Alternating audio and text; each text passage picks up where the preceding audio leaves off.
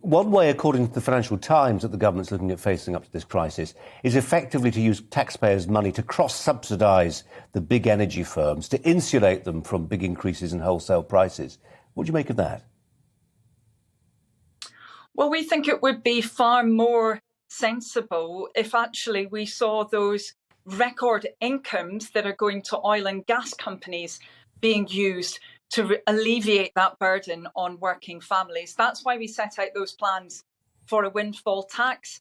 Looks likely that we'll be seeing those companies posting record incomes for the year 2020 to 2021. Surely it's more sensible to look to those companies making record incomes than to taxpayers, particularly to those low and middle income taxpayers who are already seeing national insurance, of course, going up. They're seeing the personal allowance also being frozen. They're seeing council tax going up. And as we've just been talking about, they're seeing their prices going up as well. So they're really being hammered from all directions under this Conservative government. Well, what do you say to those people when it comes to energy prices and energy policy? We are just not the author of our own destiny, and we need to be. And we've had the opportunity, and it's not just Conservative government or previous Labour governments. There's been a policy failure stretching back decades now to really grip the big problems around energy supply. What would Labour, for instance, do when it comes to nuclear power, this idea that there needs to be some provision of baseload energy within the national grid, and nuclear is the best and most reliable way when the wind isn't blowing, the sun is not shining, to provide that?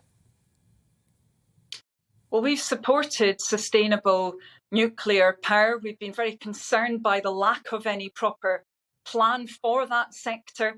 And of course, we've also supported sustainable renewables as well. We've had so much chopping and changing under Conservative governments. And I don't think this is all, if I might say so, driven by international and global factors. Actually, the UK is particularly affected by some of these global problems because we don't have as much control over our domestic energy supply as many other countries do. We've also got incredibly energy inefficient buildings compared to many other countries. You know, it takes a much shorter time for the average house in the UK to cool down than in most other countries that you might compare it with. You know, we're lagging far behind the bulk of other European countries in that. So there's a lot that should have been done, particularly over the last 10 years when we've seen other countries really harnessing the potential of renewables and building in that energy security.